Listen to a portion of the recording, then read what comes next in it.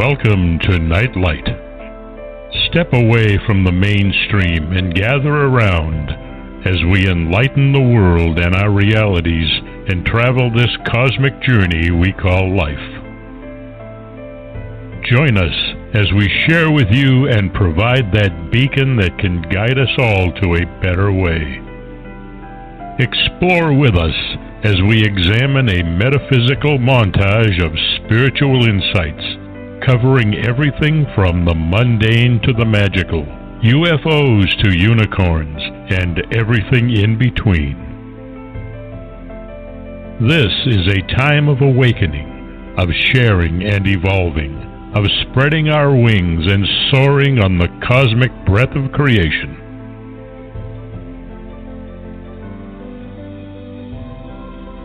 Come and join with other light-minded spirits as we weave our lights together to seek understanding, enlightenment, and, with a little luck, some wisdom. This is Nightlight, a reminder that you are never alone.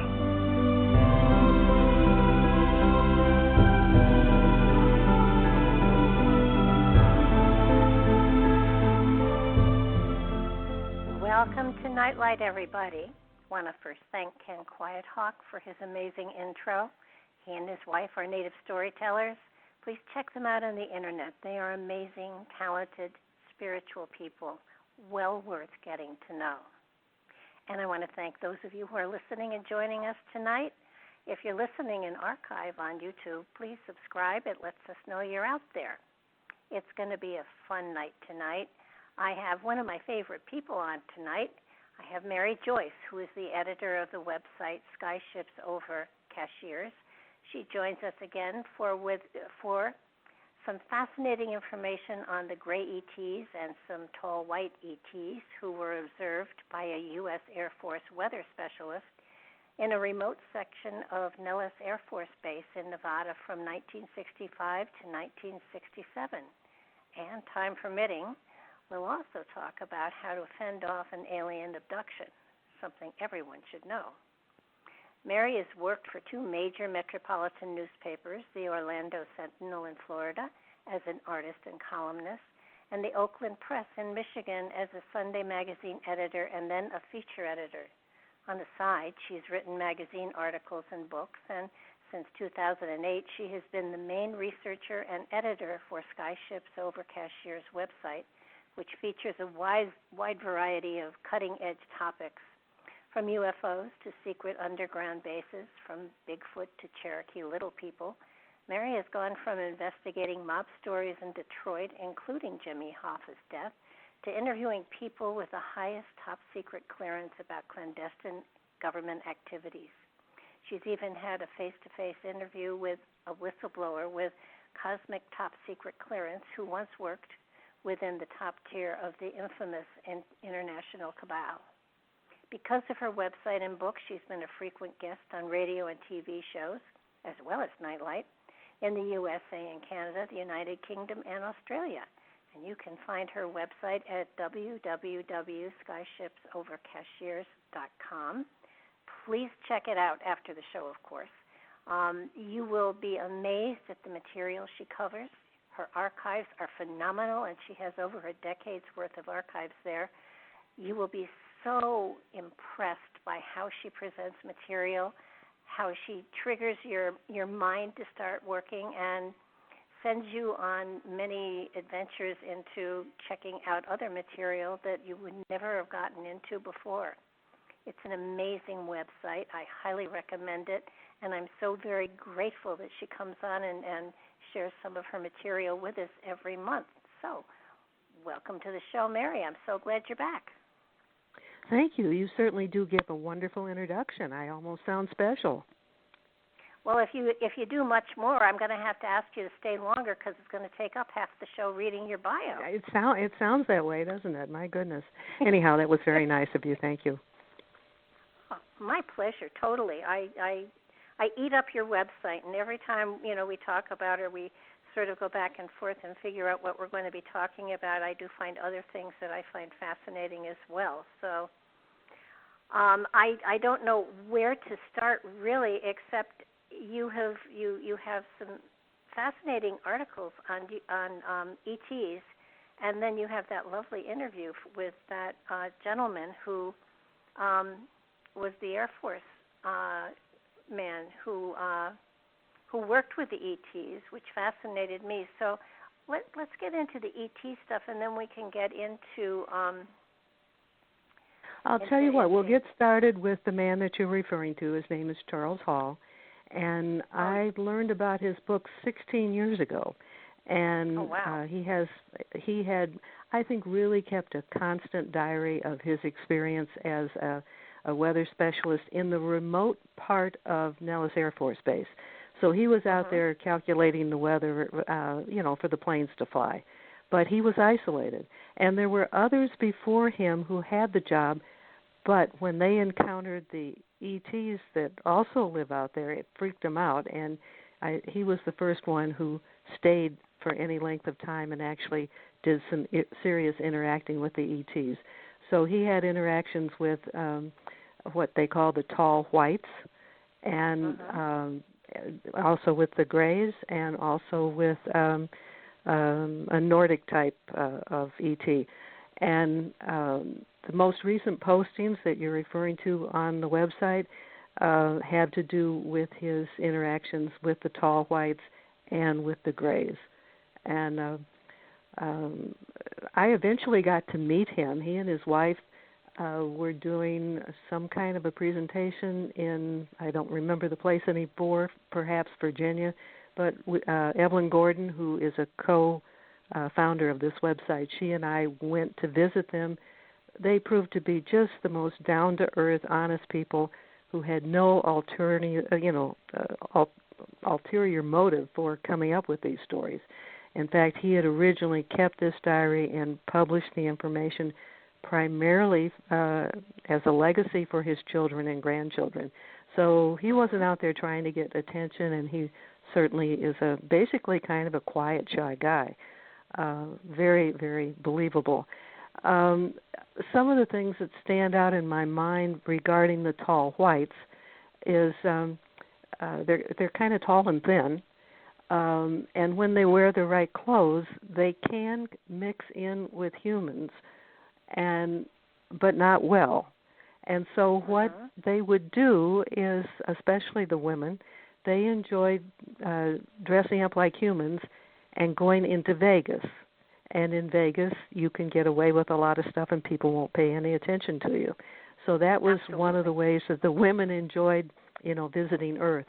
But they described they'd had a base there in this area for many, many years. I have no idea when they first came there. But Charles got to meet the daughter of one of the tall whites, and she had been born during the presidency of James Madison, which he was president in 1809, 1817. So clearly these tall whites lived longer than we do, and clearly they have been coming to Earth for a long time.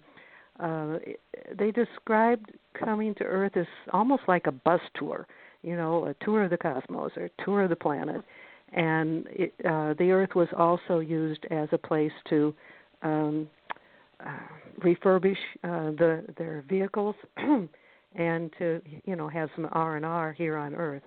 So that's kind of some highlights from his story. Well, I think when he was selected for this, he first of all, he has amazing degrees to his benefits, so that he's not, a high school person. He has some really impressive degrees that back up his comositis, so to speak. Which really has proved to help him when he sees things from the present looking back. Because when he was on that base, it was in 65 and 67, he was clearly a very young man, so he wouldn't have had all those credentials with him. But that's certainly, that education, and I think one of the degrees is nuclear engineering, certainly helped him better understand and better explain, what the what the ships were like that these ETs used, and explain the propulsion systems and things of that nature. I think what confused me was the Army, basically, or the Air Force, told him that he didn't need top clearance. Nothing he was going to see was top secret. He wasn't under any restrictions at all. I don't understand, and he didn't really talk about any of this, which I find back in the 60s it would have been. I mean, they were at let me see, they were at Area 53 and Area 54, so that they were in that same area as Area 51, and yet there was he never leaked anything to anybody, but he's written 4 books. Well, his 4-book compendium is 1,500 pages long, so he kept amazing notes on what was going on, or at least when he wrote it all. And the other part that I find fascinating is that for someone as young as he was at that time, he had the ability to understand. He wasn't given a handbook on how to interact with these people. He figured it out himself. He really had to stumble around and learn it. He did make a reference somewhere in the volumes of pages that he wrote that even as a child, he was kind of calm, cool, and collected. So his temperament helped him deal with us also. If you were high-strung and suddenly facing ETs, you probably would have a hard time staying cool. Yeah, and it was almost as though he felt that he treated them like royalty. In other words, he didn't really speak unless spoken to in many situations. He enjoyed it when the kids came and they brought children to play around in the area. I loved the fact that he kept catalogs like Montgomery Ward and Sears and stuff like that, and the lady ETs would like to look through his catalogs to pick out. Apparently, there were clothes there that the military had picked out for them, and you could tell apparently that rather old military people had picked out the clothing that they had for and the them, women didn't like it, and so they would find these outfits in Charles's catalogs that they liked, and because there was and probably still is a cooperative arrangement with our military, the military would get what they wanted. Well, and they didn't have great demands anyhow, but there were two. It was a mountain range, and on I believe the left side is where the ships, the scout ships, and the other ships were sort of hangared, and on the right side in a mountain was where they had their living facilities. And they're very well camouflaged, so you're not going to be able to find them on Google. But yeah, apparently some kind of arrangement has been like that for a very long time. Sorry, just choked on myself. Goodness. So I found this fascinating. And why it sounds like I better talk here. I think I better talk here. But if you get to the website and you go to our section that's simply labeled ETs and Bigfoot, his stories are near the top of that section, not in the archives, but the current section. And there is a video there if you have time. It's a good way to learn the highlights of his experiences, because I, with my editor's hat on, I would have condensed his 4 books into probably one volume, because he truly goes into enormous detail, and because he was keeping apparently such a thorough diary, there's a repetitive amount of details in his books. And so before anybody goes off and buys all 4 volumes, which I did do and I did read, I would suggest watching the video. It will take considerably less time to get a good overview of his experiences. Oh, yeah. No, the video. How's your voice? Is it working? I'm back. Is your voice back? Okay. Yeah. The other thing, and this wasn't with a video, I did kind of a summary type article, and I've highlighted major points in boldface type. And it was some of the insights that were new to me regarding the Greys. And he explained that as the Gray ETs get older, they get taller, and many people have always assumed that there were two species, that there were, the short Greys and the tall Greys. The tall Greys are simply the adults. That was something I'd never heard totally stated before. Another thing he explained was that the internal organs, especially the heart and lung, which is like apparently one organ in the Greys, it doesn't grow enough to keep up with the growth of the body.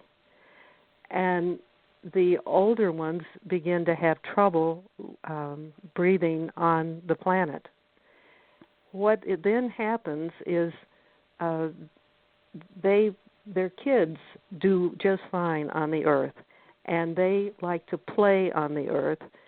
And according to the parents, it's much better for them to play in a remote place on our planet rather than on the moon or out in space. It's healthier and it's better for them.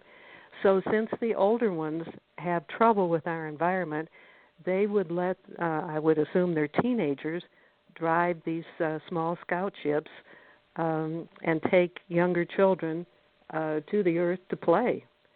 And because the adults weren't around all the time, they weren't exactly well disciplined. So they would, cause mischief like, many teenagers will. And one of the things that they had learned was that I guess they must have seen old movies back from the 40s and 50s when people played chicken with their cars. And so they thought humans liked to do that, and they started playing the game of chicken with our pilots. And, of course, our pilots didn't know it was just a game and scared the hell out of them. So I found that really interesting just from what I know of teenagers and children.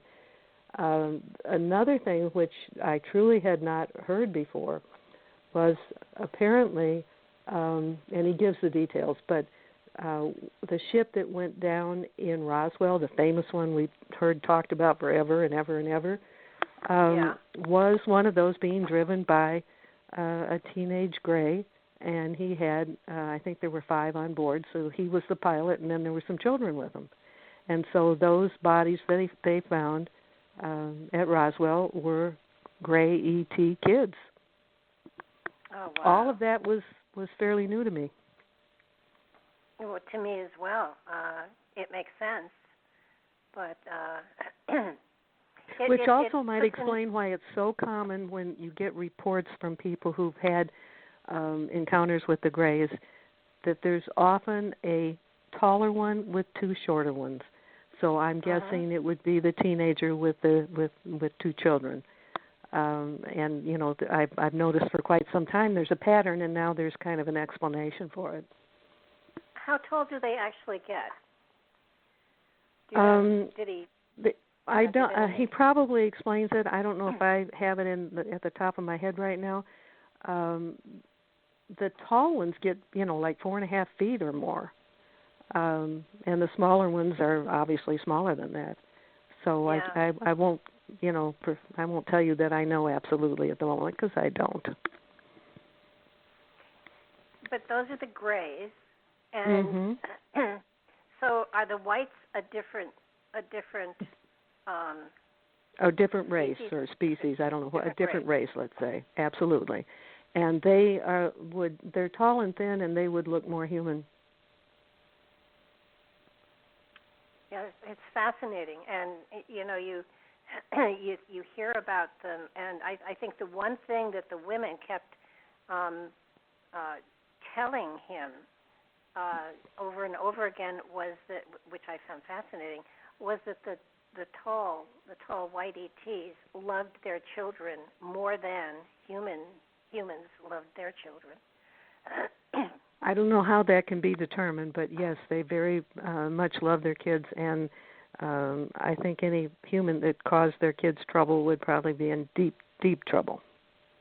Oh, yeah. Because he said if he had touched a child, they could have killed him. And I want to make it clear that neither of these species, neither the tall whites or the grays, are physically stronger than humans. In fact, they're weaker than humans. He often talked about the tall whites having some kind of like a magic wand or rod or whatever that could, zap people or knock them out or perhaps even kill them. I don't know. But without that, there was actually a fear of humans because we are stronger, especially, the men, stronger and, could actually really, really harm them. So I found that kind of interesting also. You want to talk a little bit about how they felt about the pets, too? About the what? Pets. Oh, yeah. They were amazed that human beings had such a caring interest in animals, other animals. They found that really surprising because, we take good care of our pets, or most people are supposed to, and they just found that amazing. He, at some point or another, this is Charles, referred to himself as feeling like he was like a gorilla being viewed by humans because of his size and his brute strength. And the children they would bring the children down to watch him, almost like you would watch a trained gorilla. Not only were they interested in the different things he did as part of his job, but they were interested in, this gorilla in their midst. Well, also, the Air Force was giving them machinery and technology to repair their ships, which I found fascinating. And apparently he also said that they were building their scouts here. I don't know if they were building them all here, but I remember him once referring to the tall whites as referring to their location out there as like a bus stop where everybody could rest for 2 weeks and where they could make repairs on their vehicles. I just find that so unusual that they would set up. We were like the garage. And that it's well hidden, and obviously there is clearly an agreement of some kind of cooperation with the ETs and the military, or the military wouldn't be out buying catalog dresses for the tall women. Yeah, you kind of wonder if it's still going on now. With this coming out, wouldn't you think it kind of strange that it can't still be there? Oh, I think it could probably still be there. Nevada is pretty well guarded and protected in places where they don't want the public to be. Wow. Because he did talk about the mountain range and everything, so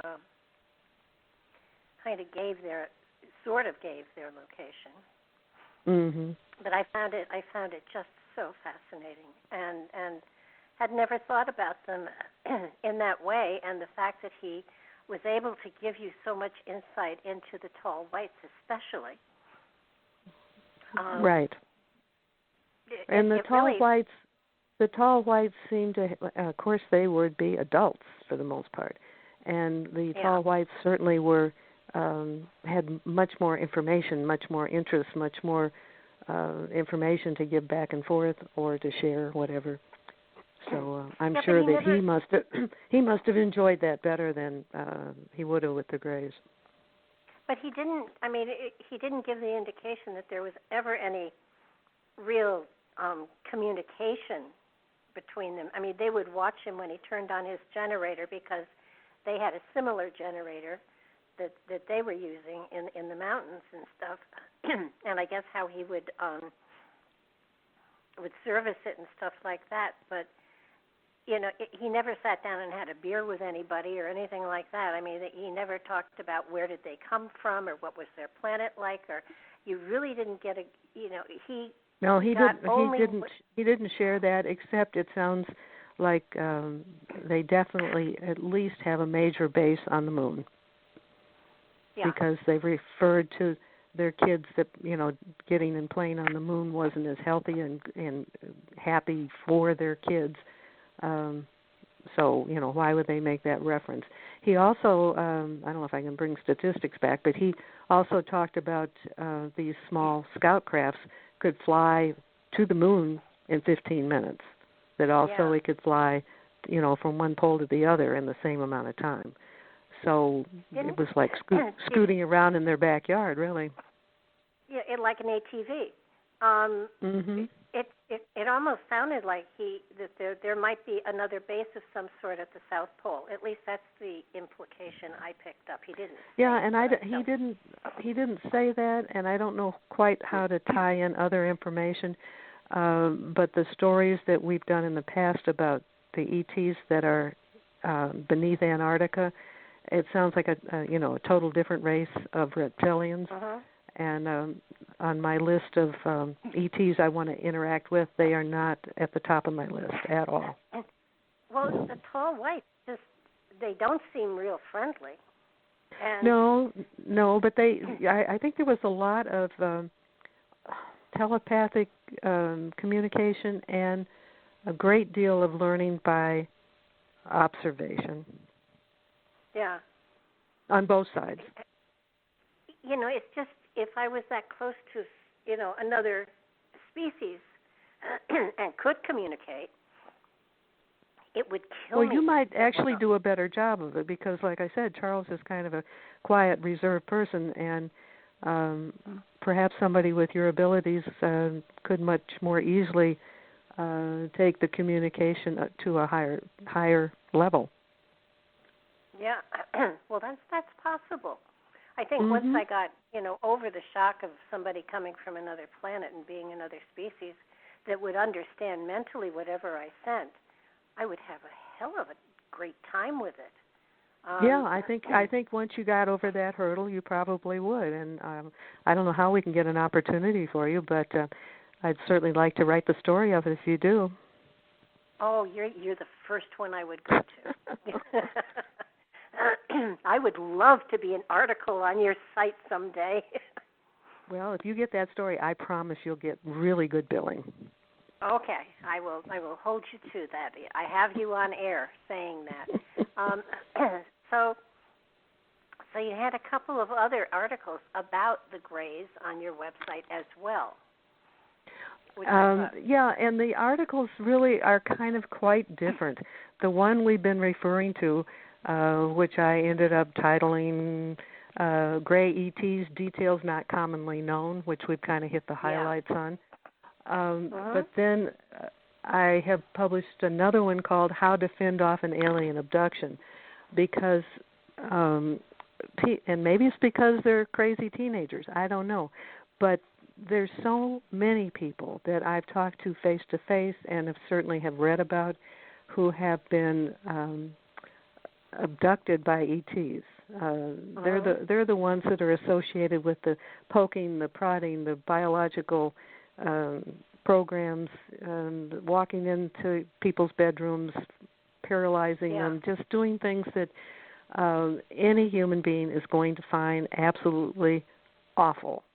And so I found out about a book called How to Defend Yourself Against Alien Abduction by Alien Druffel, and it was first published in 1998, and it's helped so many people who've been abducted.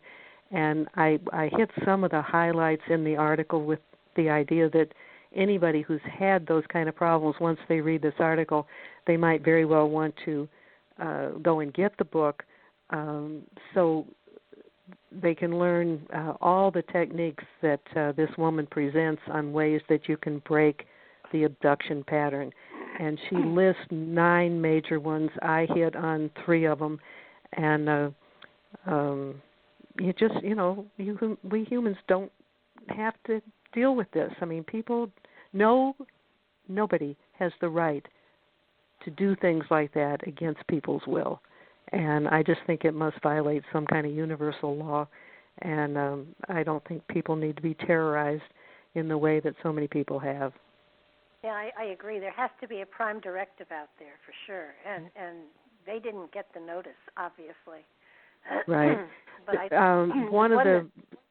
go ahead. The one I laughed about was the lady who lost her temper. Oh, okay. That is pretty dramatic.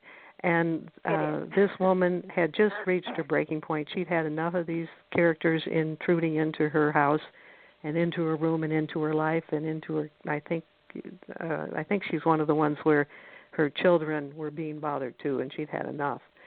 And she jumped out of bed and ran toward them and attacked the taller one in the center. She didn't intend to, harm it or kill it or anything like that. She simply wanted them to know that she was fed up and she'd had enough of their interference. And she grabbed the one in the middle, the tall one, by its neck, and the neck broke, and the head fell backwards onto its back. Now, the reason I included that is because I think people need to know that I'm not recommending this as a way to deal with other species, but it lets you know that they are not physically superior to us. And through this book, again, the title is How to Defend Yourself Against Alien Abduction. And, it just gives you ways to stop that from happening. And, of course, the story that was sticking out in your mind and mine was this extreme case where, it's called the physical struggle technique. But she really stressed the importance of mental struggle. And when I guess the creatures really get surprised when human beings show resistance. And that alone sometimes is enough to get them to back off. She said but here I'm going to quote her. I'm going to quote her on the first one that she recommends. Quote, "Appeal to spiritual personages is perhaps the most powerful technique yet uncovered. The technique is readily available to a majority of people of all religions and walks of life, as well as by many of the great philosophers down through the millennia." So that's a quote. And people who have called in, and she lists them, God, Muhammad, Buddha, Jesus, Mary, the saints, angels, spirit guides, have been able to break the abduction pattern more readily than any of the other 8 techniques that she presents. But you don't have to be religious to find a technique that you can use to stop these abductions from happening. Well, I think she also said that they fed on fear, and I know a lot of times when people talk about seeing them and being levitated, they say they can't move, and most probably it's fear that is freezing them, not necessarily something that the Greys have done to them. And I don't know. I do either that could be true, and it could be true that they're able to do something with great concentration mentally, or using the spiritual request for help. That paralysis can be broken, and people need to know that. And again, anybody, and there's got to be somebody in your audience who has had the experience of aliens being in their bedroom, or they know somebody who's been tormented by it. And again, I don't know this author, but I would highly recommend that they get this old book, How to Defend Yourself Against Alien Abduction. It's part of my effort to stop the harassment. You know how sometimes something happens to you and you often wonder about it, and then you think, no, I was imagining it, and then maybe I wasn't, and then maybe I was? I had one of those situations. I was sick. I was very sick. And I remember feeling that somebody was trying to attack me, or so I felt the presence of someone else. And at one point I was sitting at the top of the staircase in my house, and I felt them behind me pushing me as though they were trying to push me down the stairs. And I just leaned my head against the wall and I said, look, I've had it. I'm not going to play this game. I'm sick. My son's down there. You touch my son, I'll kill you if you're not already dead. And, if you happen to be an alien, I'll hunt you across the universe. So, and I just... Now, were you thinking this intently, or were you actually saying it out loud? Both. Both. All right. Good for you. Well, that's what this gal recommends.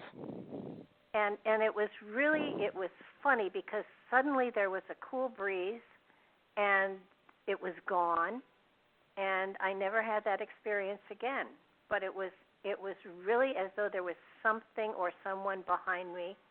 And it wasn't a spirit, because a spirit I would have recognized. I would have. It's a different feeling. But it was, I don't know what it was or who it was, but I do remember. You did the right thing. Standing up. I couldn't stand because I had a really high fever. But I think you couldn't stand because what? I couldn't understand you. I had a really high fever. Oh, okay. So, looking back on it, was I hallucinating? Or was I not? And my strong feeling is I was not hallucinating, because I've never had an experience like that before, and I've had high fevers before. So, and I can, that makes sense. If you get angry instead of afraid, you have a powerful tool. And she refers to righteous anger. Like, you have no right to interfere in my life. You have no right to be in here. You have no right to bother my children. And that's righteous anger. It's not just an emotional outburst.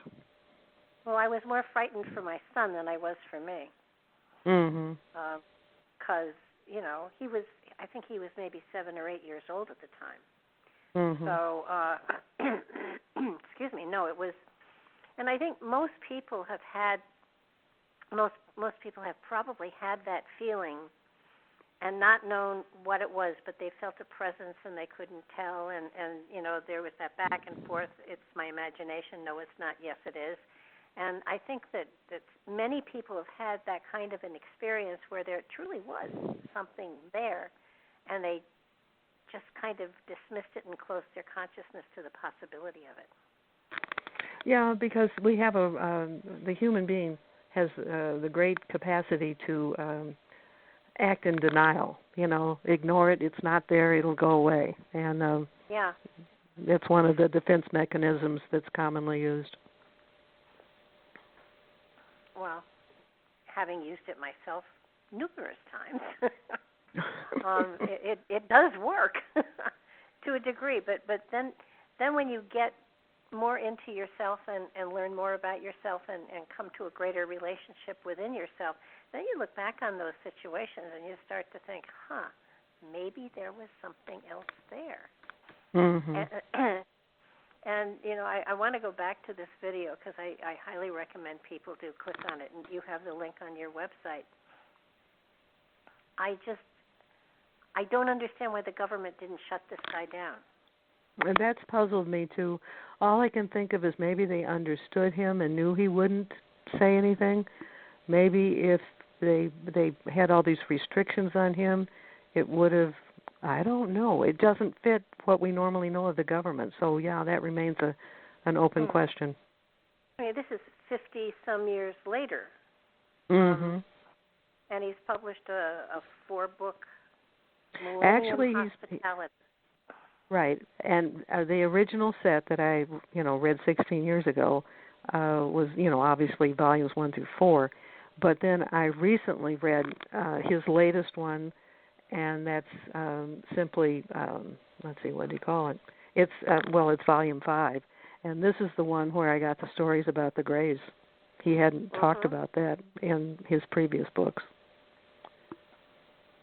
In fact, I recommend that if people get his last book, that they read it, the back section first. The back section is all about the ETs, or the Greys, and the Roswell situation. And I found that much more interesting. And then I didn't do it in this order, but I recommend it now. Then go back and read from the beginning of the book, because he has, again, the editor here is now talking, too many details or repetition in the first part of the book, but there is an interesting story of two ETs saving 2 Oriental orphans and bringing them back to the Nellis place, and then I guess eventually turning them over to humans so they could be adopted. So that was a kind thing to do. Yeah, and he said also in his interview that he had saved the lives of a couple of them. Didn't tell how, but said that he had saved the lives of a couple of the tall whites, and so and he just said he had saved several of their lives, and therefore, they accepted him a little better. But he's very believable. There is, that what he's saying, he totally believes, and I have no reason to, discount him. You come out with a story like this, and of course you're going to have the naysayers all over the place, and maybe the Air Force thought that if he started talking about it, nobody would believe him, right? And that may be what they gambled on. It would have been a safe gamble. Because they would, most of the world, especially at that time, would have just written him off as crazy. Well, it's and it takes a lot. It story. takes a lot of courage to come forward with that information, even today. And I think it's been probably a difficult. I'm guessing now a difficult time for Charles himself, because he was raised traditional Catholic, so he had to get past all the hurdles that his religion would have put on him. So I mean, that's a big challenge too. Yeah, I'd have a hard time keeping quiet if I had actually met a real ET, and they could prove it. He said he'd even been in one of the in one of the scout ships, or in one of the, I can't remember if it was a scout ship or one of the larger ships. I think it was one of the smaller ones, but I don't remember. Yeah, I don't either, and I just watched it yesterday. But the scout ships looked fascinating, and they easily could have. He said that they looked white before they started to actually fly, and then they did change color when they were in the air and flying around. And it has we get to reports do with all the time of ET ships changing color. I mean, that's just really common, and I don't know if it's all for the same reason or not, if it's simply just the velocity at which the engines are going or what, but or the degree of electromagnetic energy coming out of the vehicle. But the color changes are very, very common. Yeah, the one I saw did that. It changed. It had different colors. But these definitely could have been the Foo Fighters during World War II.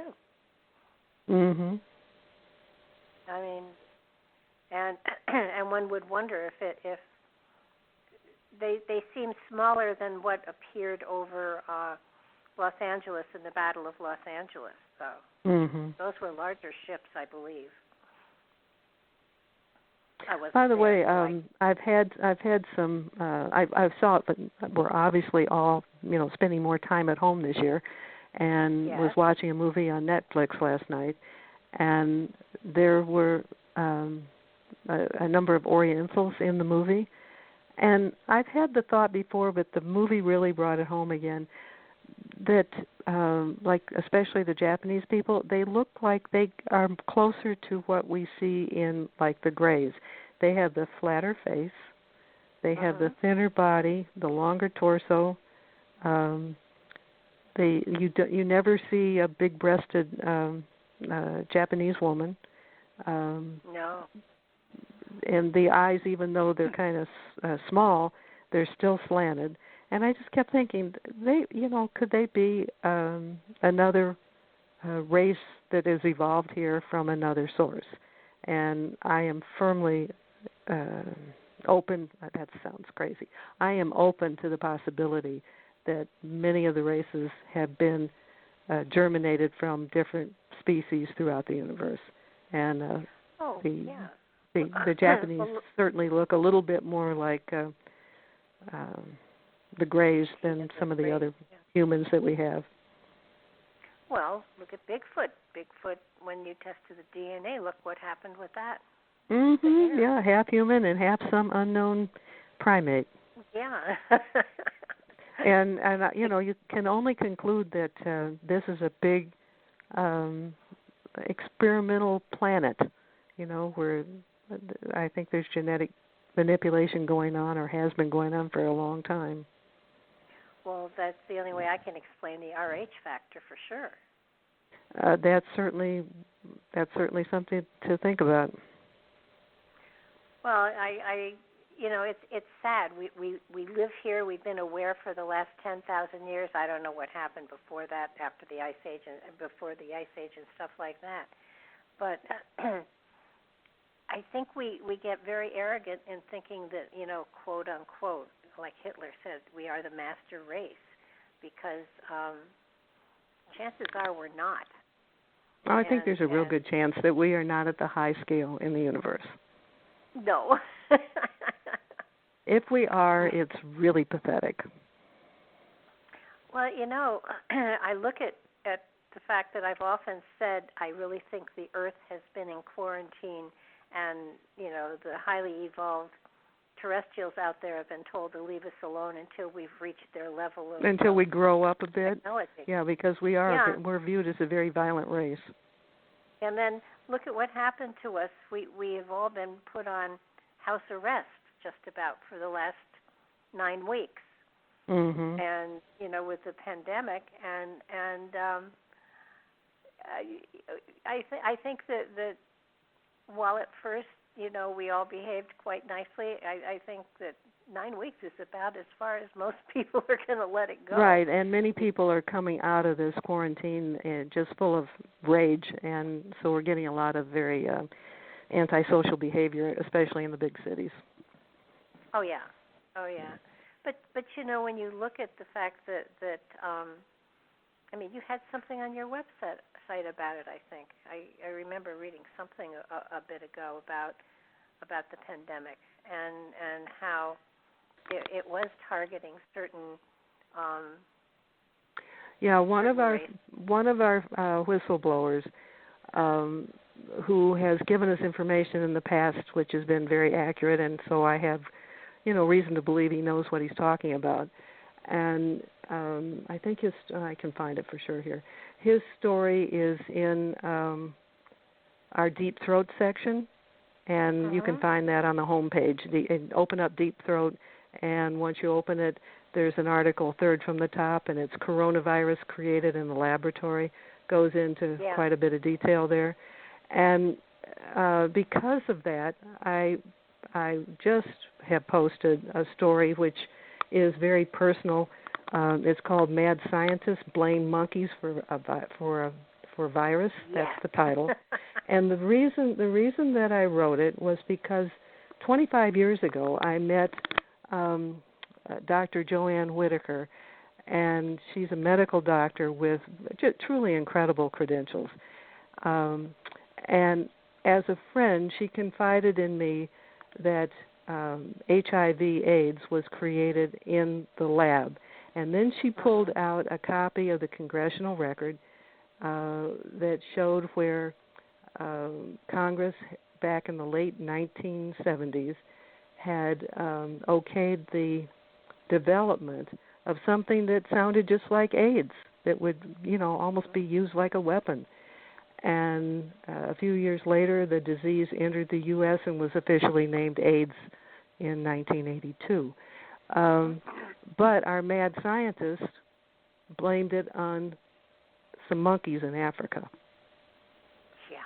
And, I just, I think it's really, really sad that we have the mad scientists who create these kind of things in the lab. But this was, somebody who, I should really touch on some of her credentials. She went to Bowman Gray School of Medicine. She taught in 7 different medical schools. She started a medical school in Thailand and did training programs for physicians in Vietnam. She started the first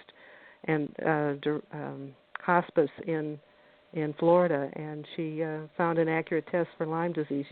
She won the American Medical Society's Distinguished Service Award. I mean, she was truly an amazing woman.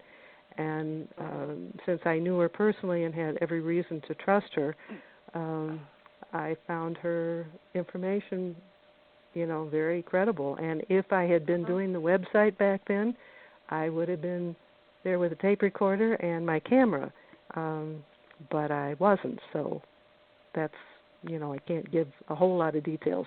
If I had a copy of that congressional record, I would have posted it.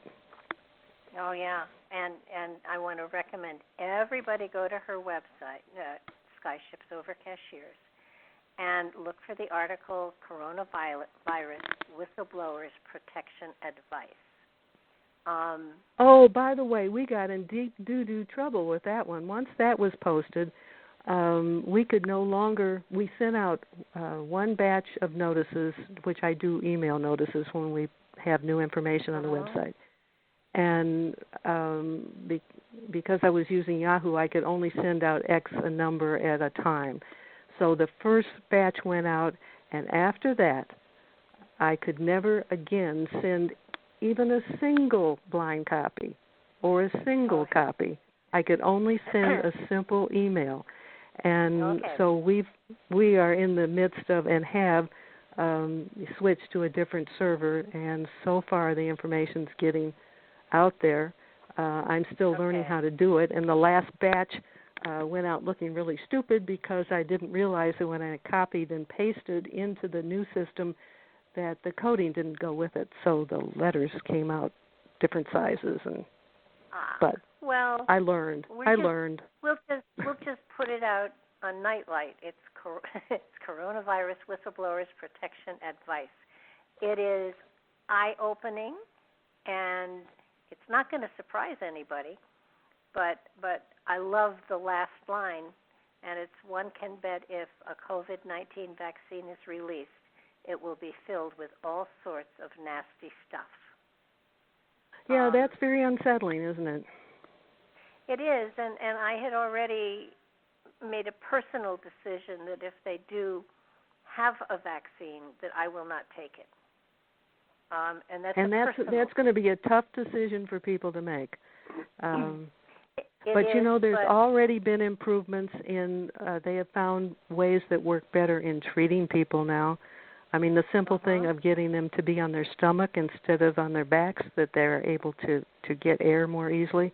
There's been a number of things they've learned which, have increased. I mean, when I first started keeping track of statistics, it was well past 30% of the people were dying that got the disease. Yeah. And I haven't looked in a day or two, but it's down below 20% now. So it's dropped between 12 and 15%. Because they've learned some stuff from all of this. Well, and one thing that makes great sense that I had not even thought about for men, no mask will do any good against it unless you're clean shaven. This is not a good time for beards. Yeah. That makes males are one of the primary demographics being targeted. And I swear to you, though I haven't seen it any place, I haven't read it any place. This is purely I'm putting in a. This is my opinion only, and this is not on Mary's website. But I truly believe that we're going to find over time that this virus is going to sterilize people. Oh, I do think that's part of the intention, and I think that's part of the reason that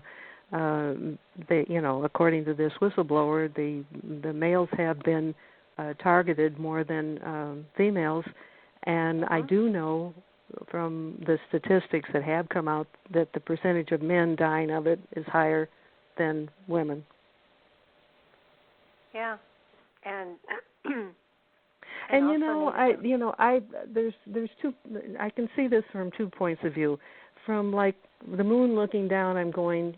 You see these cities that we have, Hong Kong and Melbourne and New York, and they're just, piles of people in rock buildings, and it looks like it's been overpopulated, and I do think we have a population problem.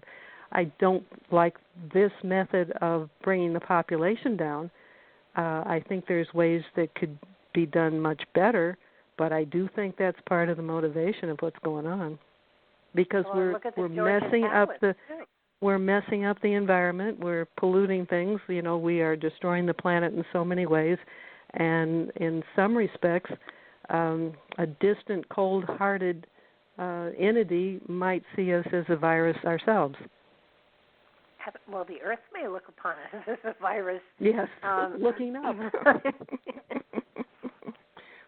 I mean, heck, we're ants across the surface, and we've tunneled inside just like ants do. So, no, I think I'm hopeful that, although I have to admit that I had in my predictions for what I saw coming, I saw riots. I still do.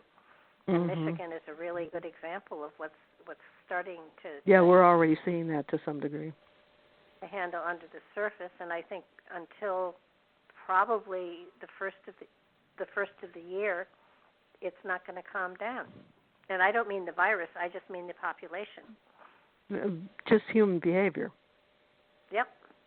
Yep, I would agree. And I would be. I mean, I have a personal belief as to who's going to be elected president, and if that happens, I do believe there are going to be riots. So, if people needed, therapy dogs and lollipops after the last election, I imagine it will be the same this way. And with people coming out of, 9 weeks in hibernation, so to speak, it won't be easy for those who have a belief system that is against others' belief systems. So I think that we're in for a rough couple of months, but, we are a very tenacious group of people here in America, North America even, and I believe we'll come out of this, but it's going to be a bumpy ride. Yep, that's for sure. Thanks to you for your amazing website, because Skyships Over Cashiers puts that information out there. How often do you update that site? Every week or every 2 weeks. It's amazing. There's always something. But it's usually like 2 or 3 stories at a time. And I want to also tell people, after they've gone and looked at the website, to check the archives, because she has over a decade of archives there that will absolutely blow your mind. The material is just so good, and at the very least, it's great trivia to talk about at dinner with your family, or it educates you in a way that you never thought you needed or could be educated. It's just a phenomenal website, and I'm just so delighted that you spend, one evening a month with us to help put some of this information out there to a larger audience than your website hits, Thank you. because Thank people you. don't know about it. We're not. This is not a money-making venture. This is simply a passion, I guess, to get information out to people. So I guess I'm just down at the core of me, just somebody who likes to learn and share what I learn. Yeah, and the more trouble you get into, the better you get, because you must know you're hitting somebody's nerve someplace if people are censoring you to any degree at all. So good for you. Oh, I hope that we've managed to get around the problem this time. Well, Facebook censored me a while back, and I really flipped out because I had just criticized somebody a little bit. It was only a little bit. And they cut me off like crazy, so I know what it feels like. Wow. Yeah, it happens to all of us. So you've joined a really good club, but I notice our time is up. I enjoyed talking to you, and I hope you have a really good week. Oh, it's going to be a good week, and thank you so much again. You're such a pleasure to talk to and to talk about all of these issues, and I hope that we put some information out there that will tantalize others to do some more research. Thank you. Thank you again. And I will talk to you, I'll talk to you probably before next month, but next month we will do this again. All righty. You and your audience have a very nice sleep. Thank you. And everybody, thank you very much for listening in. And again, if you're listening in archive, please subscribe to the channel so that you'll know when Mary comes back again, and all of the other good stuff that goes on here. Have another show tomorrow night with a new host on Nightlight, so please tune in to hear David Collis's first show. That would be 10 p.m. Eastern Time. And, of course, next week, again, 4 shows. So, 4 shows, no waiting. So have a good evening. Take care of yourselves. Stay well, stay healthy, and stay isolated until you get the free to go. Good night, everybody.